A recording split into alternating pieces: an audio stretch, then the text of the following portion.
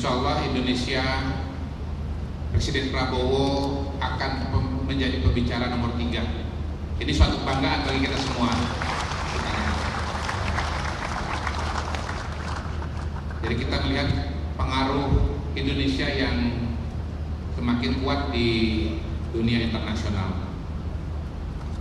Dan daya tahan Pak Prabowo sangat mengagumkan, Pak. Luar biasa.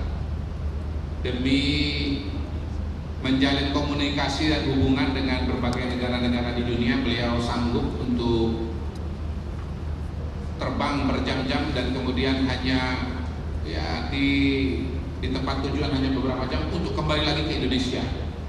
Dalam waktu singkat saya catat paling tidak sudah 2 kali itu.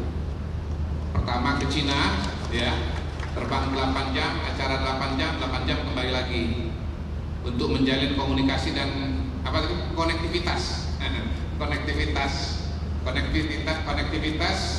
kesempatan dan komunitas, bersama dengan tokoh-tokoh pemimpin dari negara-negara besar di dunia. Kemudian yang kedua, karena ada krisis di Timur Tengah, Israel melancarkan serangan ke Doha, Qatar, Presiden juga terbang 9 jam itu Pak ke Doha, Pak. Kemudian begitu mendarat, 2 negara sekaligus didatangi, Qatar dan Uni Emirat Arab, dan kemudian kembali ke tanah air, langsung ke Bali untuk melihat secara langsung korban banjir yang terjadi di Bali. Kita doakan bahwa Bapak Presiden akan terus sehat dalam memimpin bangsa dan negara ini, serta akan membuat dunia menjadi lebih baik.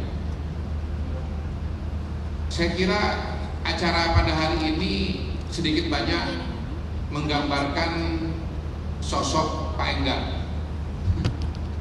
Selain profil beliau yang sekian tahun nggak berubah, untuk teman-teman ketahui bahwa Pak Enggar ini dulu adalah pengusaha properti. Salah satu yang paling hebat, sampai titik di mana Pak Enggar pernah menjadi Ketua Real Estate Indonesia, organisasi kontraktor perumahan di Indonesia. Mungkin waktu itu satu-satunya kali Pak kalau sekarang udah agak banyak Pak. Tahun 92-95, kalau dihitung mundur 33 tahun yang lampau. Terus terang tahun itu Pak Enggar Bapak jadi Ketua Umum REI, saya baru jadi mahasiswa semester 1 di Universitas Indonesia. Tetapi pada hari ini 33 tahun kemudian, Bapak dan Ibu sekalian, teman-teman sekalian, saya sebut teman-teman, adik-adik karena di sini saya lihat ada banyak anak muda. Pak Enggar bisa hadir di tempat ini menyelenggarakan sebuah acara yang namanya Digiverse.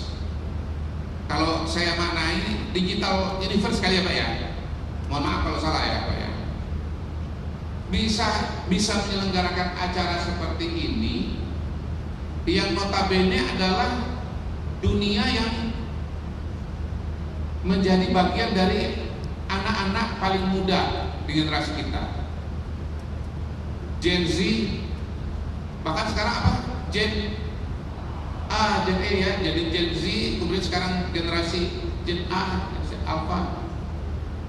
Kalau saya generasi transisi Pak, saya digital migran. Saya transisi dari mesin ketik ke mesin komputer. Saya masih ngetik waktu itu pakai apa tuh zaman itu Pokoknya saya ngeprint itu gitu lah, pakai disket yang segede gini tuh Pak.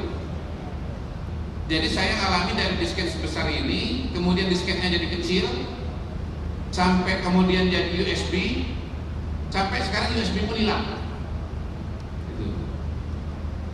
Jadi daya adaptasi dan daya transformasi seorang Enggar Tias Tolukito itu luar biasa. Tepuk tangan untuk Pak Enggar.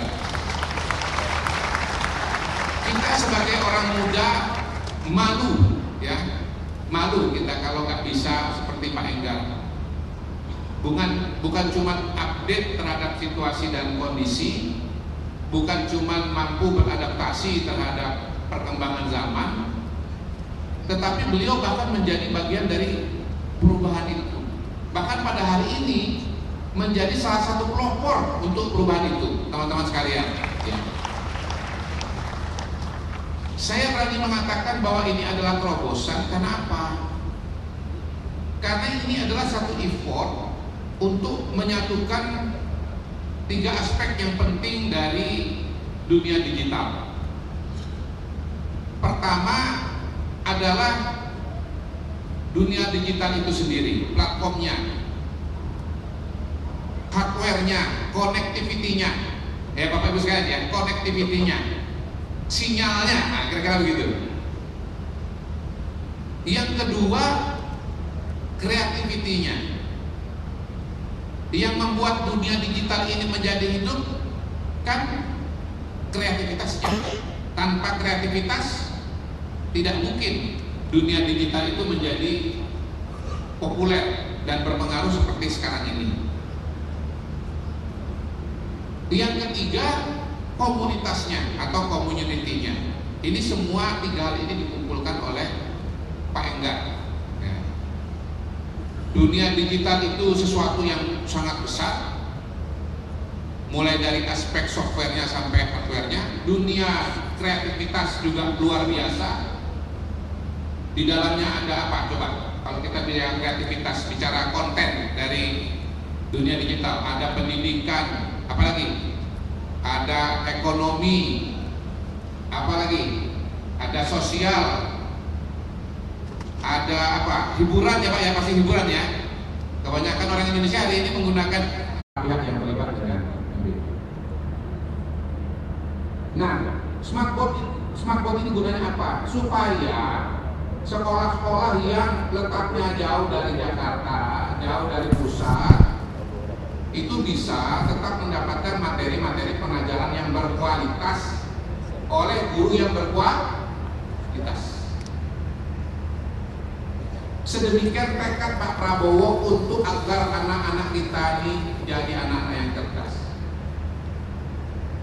Lewat MBG yang stunting Pak, yang kesenjangan gizi Pak, gizinya diperbaiki. Yang gizinya udah cukup ditingkatkan supaya lebih tinggi lagi IQ-nya Pak. Jangan sampai bangsa kita mengolok-olok diri sendiri. Ternyata bangsa kita IQ-nya paling rendah di dunia. Mau begitu? Kalau nggak mau, dukung dong program MBG. Iya dong, dukung dong program MBG. Dukung nggak program MBG? Dukung. Kalau Anda ya merasa malu dengan berita mengenai IQ orang Indonesia yang rendah, Anda harus dukung program MBG. Karena itulah cara untuk meningkatkan IQ. Enggak ada cerita Anda bisa meningkatkan IQ itu tanpa memberikan makanan yang bergizi. Nah, masalah-masalah seperti basi, seperti keracunan, itu adalah soal-soal yang harus kita atasi. Dan di tempat ini saya mengatakan, izin saya pinjam podiumnya ya Pak ya. Ini program yang zero tolerance terhadap accident. Penyelenggara nggak boleh maklum dengan tingkat kesalahan 1%, 0,5%, nggak bisa. Karena harus diantisipasi, harus dibayangkan bahwa kalau keracunan itu terjadi di daerah terpencil, maka dia bukan fatal karena orang sakit perut, tapi karena kehabisan cairan Pak. Betul atau betul Pak? Di daerah yang masih terbatas akses kesehatannya, keracunan adalah masalah yang berbahaya Pak. Kalau di perkotaan mungkin cepat sembuh Pak, dan cepat tertangani karena vaskesnya banyak. Tapi kalau di daerah terpencil Pak, itu bisa jadi bencana besar. Nah, kembali Pak, kembali ke laptop, ya sesuai dengan acaranya kembali ke laptop. Bahwa pemerintah sangat menyadari pentingnya digitalisasi.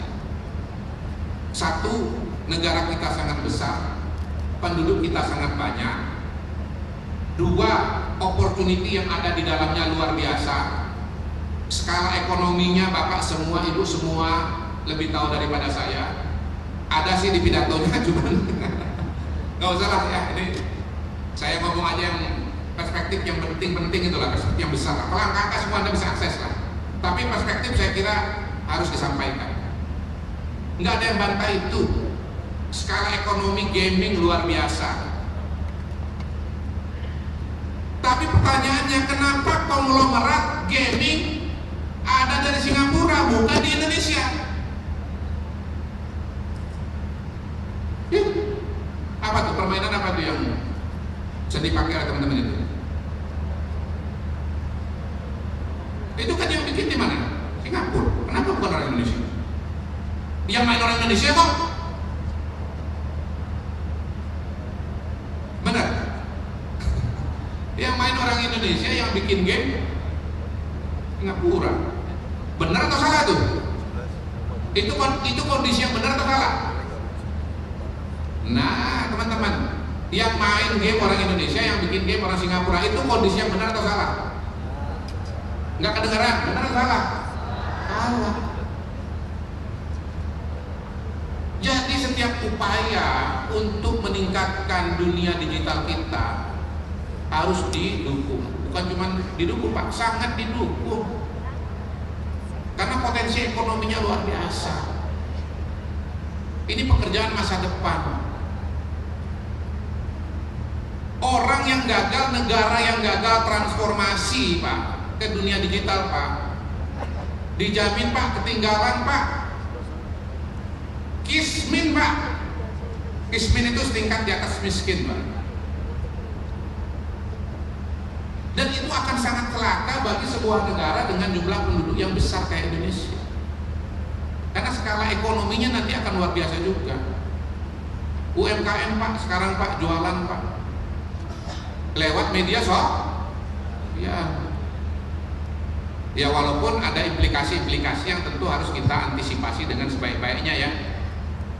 Bagaimana misalnya TikTok Live yang harusnya bisa meningkatkan UMKM, tapi juga pada momen tertentu justru menjadi sumber disinformasi atau provokasi. Nah itu tentu dibenahi pelan-pelan. Nanti pemerintah akan bekerja sama dengan platform ya, dengan swasta akan mencoba membenahi supaya manfaatnya itu lebih besar daripada mudaratnya ya.